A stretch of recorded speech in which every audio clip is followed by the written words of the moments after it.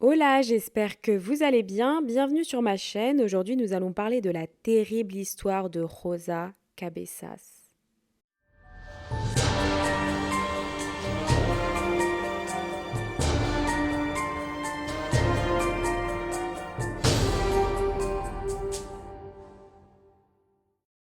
Rosa Maria Cabezas est née le 31 août 1977 à La Paz, qui est la capitale de la Bolivie.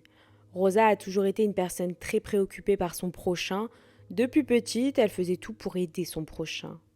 Elle a toujours été une bonne amie, une bonne fille et une excellente élève à l'école. Ses notes étaient les meilleures de l'école. D'ailleurs, elle aidait ses camarades là où ils avaient le plus de difficultés. Elle avait un QI au-dessus de la moyenne. Rosa était très maligne et sympathique. Son rêve était de devenir psychologue pour aider les gens à lutter contre leurs mauvaises pensées et leurs frustrations. Donc, une fois le lycée terminé, la jeune femme a intégré l'université pour passer le diplôme qui lui permettrait de devenir psychologue. À l'université, elle a continué à être une élève brillante. Elle sortait toujours du lot et à cette époque, elle faisait beaucoup de volontariat, notamment pour les animaux. Elle adorait les animaux. Elle a même créé une association pour accueillir les animaux abandonnés.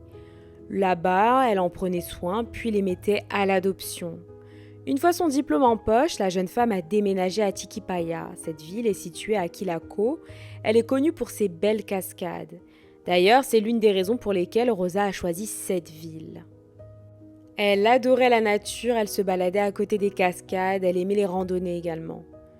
Une information importante concernant la famille de Rosa, elle avait un frère engagé en politique. Ignacio Renan Cabezas, c'était le frère aîné de la jeune femme. Il faisait partie du mouvement socialiste, il suivait les pas de l'ex-président de la Bolivie, Evo Morales. Donc son frère avait un certain pouvoir politique, ce qui a fortement aidé pour résoudre l'affaire. Rosa adorait danser et c'est durant un cours de danse qu'elle a fait la connaissance d'un homme, se nommant Yeltsin Chileno Mamani, âgé de 26 ans. Yeltsin a approché Rosa en se présentant comme un universitaire de 31 ans.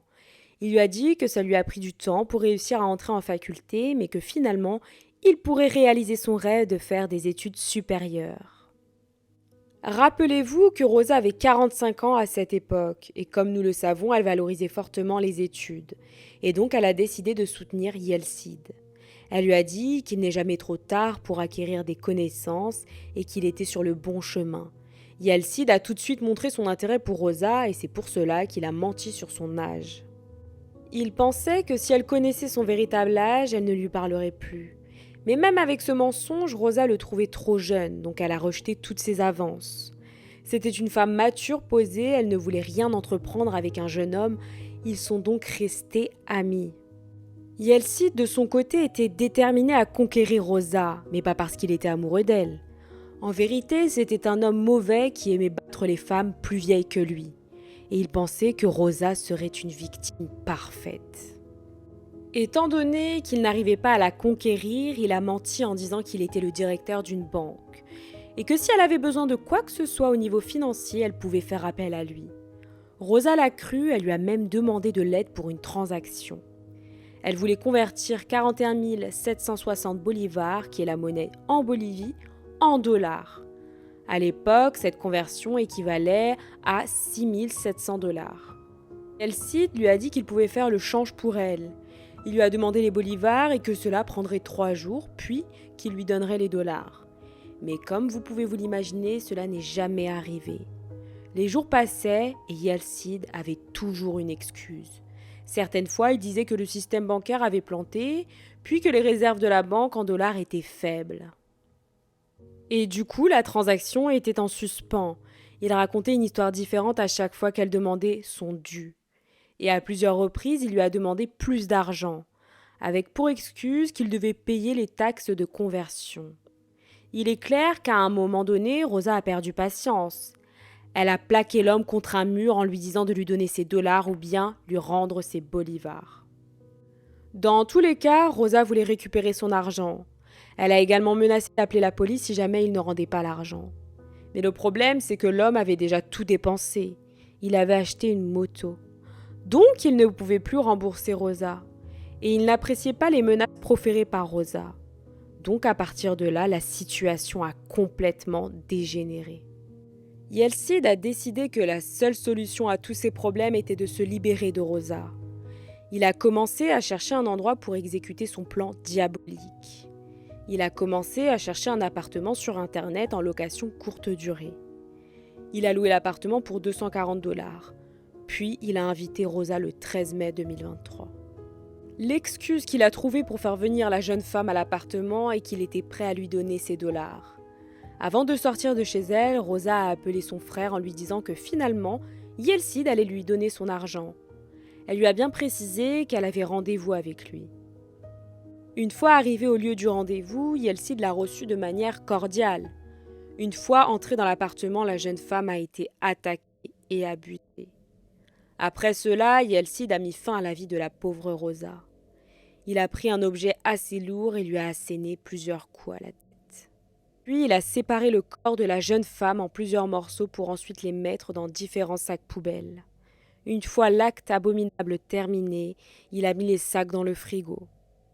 5 jours après, la famille de Rosa a commencé à se poser des questions. Donc sa sœur s'est rendue au sein du refuge pour animaux que Rosa gérait et elle s'est rendue compte que les animaux n'avaient pas été nourris.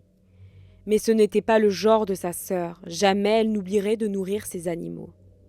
Donc elle a compris que quelque chose d'anormal s'était produit. Donc ils se sont rendus au poste de police. Et son frère politicien a raconté aux policiers toute l'histoire sur la conversation d'argent entre sa sœur et Yeltsin. Il a également précisé que la dernière fois qu'il a parlé à sa sœur, elle avait dit qu'elle avait rendez-vous avec Yeltsin pour récupérer son argent. La police a attendu 24 heures avant de commencer les recherches. Mais de leur côté, la famille de la jeune femme était pressée de retrouver la jeune femme. Mais ce qu'ils ne savaient pas, c'est qu'elle était déjà morte. Une grande campagne de recherche a été mise en place sur Internet et rapidement la disparition de Rosa est devenue virale en Bolivie. Yeltsin a fini par savoir que les gens recherchaient Rosa. Et pour dévier les pistes, l'homme s'est rappelé qu'il avait le téléphone de la victime. Il a donc commencé à envoyer des messages à la famille de Rosa. Les messages disaient qu'elle avait contracté le Covid-19 et donc qu'elle devait rester à l'isolement total. Mais la famille de la victime n'y a pas cru un mot, principalement car si cela était vrai, Rosa en aurait informé sa famille. Ces messages portaient à croire que quelque chose de mal s'était produit. Et le fait que les policiers se désintéressent de l'affaire a fortement énervé les proches de la disparue. Et c'est alors qu'Ignacio, le frère de Rosa, a décidé d'utiliser son pouvoir politique pour forcer les autorités à faire les recherches. Il a été interviewé par plusieurs médias et suite à cela, l'affaire est devenue connue dans tout le pays. La population était bien évidemment du côté de la famille. Et après cela, les autorités ont commencé à vraiment enquêter sur la mystérieuse disparition de Rosa. Ils ont utilisé un système de géolocalisation pour avoir l'adresse IP d'où provenaient les messages. Les policiers ont réussi à localiser l'adresse et le vendredi 20 mai 2023, 7 jours après la disparition, près de 30 policiers se sont rendus dans un appartement dans le centre de Cochabamba. Une fois à l'intérieur, ils ont tout de suite compris qu'il s'agissait d'une scène de crime. Tout était par terre, un tapis était imbibé de sang. Et une chose a particulièrement attiré leur attention, c'était le frigo scellé avec du scotch. Et devant le frigo, il y avait un torchon taché de sang. Et l'odeur dans l'appartement était vraiment forte. D'après les policiers, une odeur provenait surtout du frigo. Ils ont ouvert le frigo et y ont trouvé 6 sacs poubelles noirs. Évidemment, vous savez ce que contenaient ces sacs. À l'intérieur de l'appartement, ils ont également trouvé l'arme du crime, une sorte de marteau, et des torchons tous tachés de sang. Ils ont également trouvé un préservatif usé par terre à côté de la cuisine. Par la suite, le corps de Rosa a été pris en charge par l'équipe de médecins légistes. Une équipe est restée sur place pour collecter un maximum de preuves.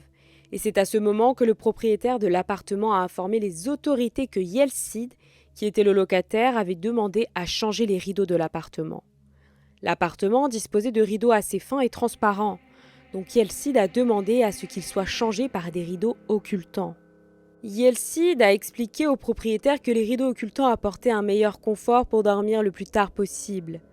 Mais les autorités pensaient qu'en vérité, il voulait remplacer les rideaux pour que personne ne puisse voir ce qu'il faisait, car il y avait pas mal de vis-à-vis. D'après l'autopsie, la cause de la mort est due à un traumatisme crânien causé par le marteau retrouvé dans l'appartement. Ils ont également révélé que la victime a été abusée physiquement. Ils ont retrouvé du matériel génétique masculin sur plusieurs parties du corps de la victime. Le principal suspect était Yeltsin. Les policiers étaient déterminés à trouver ce jeune homme. Et le 21 mai 2023, un jour après avoir découvert le corps, l'homme a été arrêté et ramené au poste. Au moment de son arrestation, Yeltsin a avoué être en possession de la pièce d'identité du téléphone de Rosa. Durant son interrogatoire, il a refusé d'en dire plus. Il a ensuite subi des tests psychologiques qui ont prouvé que l'homme souffrait de problèmes mentaux, notamment qu'il était sociopathe et mythomane. Beaucoup se sont demandé comment Rosa n'a pas pu voir ses troubles mentaux, étant donné qu'elle était une brillante psychologue. Mais sa famille pense qu'elle le savait, mais comme elle avait bon cœur, elle voulait l'aider.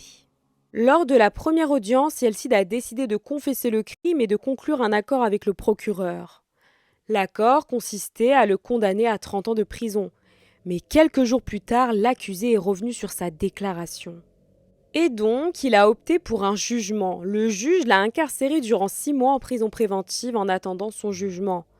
Pendant ce temps, le procureur de l'affaire a déclaré qu'il croit que Yeltsin a fait beaucoup plus de victimes. Le procureur a révélé au public une information importante. Lorsque l'accusé a été arrêté par la police, il était dans l'appartement d'une autre femme âgée de 47 ans, qui probablement aurait été sa prochaine victime. Et encore une fois, d'après le procureur, Yeltsin aimait frapper les femmes plus âgées. Mais actuellement, nous ne savons pas s'il a tué plus de personnes. La défense de l'accusé était robuste et composée de 4 avocats prestigieux. Personne ne sait comment il a fait pour se payer les services de ses avocats. Mais beaucoup pensent qu'une femme payait ses avocats. Tous pensaient que cela allait être le jugement de l'année, avec beaucoup de retournements de situation et que probablement la défense réussirait à surpasser la justice. Et donc il ne serait pas puni pour ses actes. Mais à la surprise générale, le 29 mai 2023, Yeltsin est encore revenu sur ses propos et a décidé d'avouer son crime et d'accepter l'accord. Donc une condamnation de 30 ans sans possibilité de libération conditionnelle a été décrétée. En sortant du tribunal, l'homme a été attaqué par plusieurs membres de la famille de Rosa. Il a été tabassé et les policiers ont comme fait les aveugles. Et à cause de cela, il a décidé de poursuivre l'État pour avoir négligé sa protection à l'intérieur du tribunal. Après sa condamnation, de nouvelles preuves ont fait leurs apparitions. Yeltsin avait également fait des victimes masculines. Plusieurs personnes ont porté plainte au poste de police pour escroquerie et vol. Concernant Rosa, elle a été enterrée à La Paz, sa ville d'origine. Sa famille lui a rendu un grand hommage. Les chiens dont elle prenait soin ont été pris en charge par sa nièce. Elle a dit qu'elle suivrait les pas de sa tante. Ces 3 chiens ont également participé à l'enterrement. Et d'après la famille, les chiens avaient également l'air très tristes, comme s'ils ressentaient ce que leur maîtresse avait subi. Les animaux sentent toutes ces choses. Pensez-vous que Yeltsin a fait d'autres victimes ?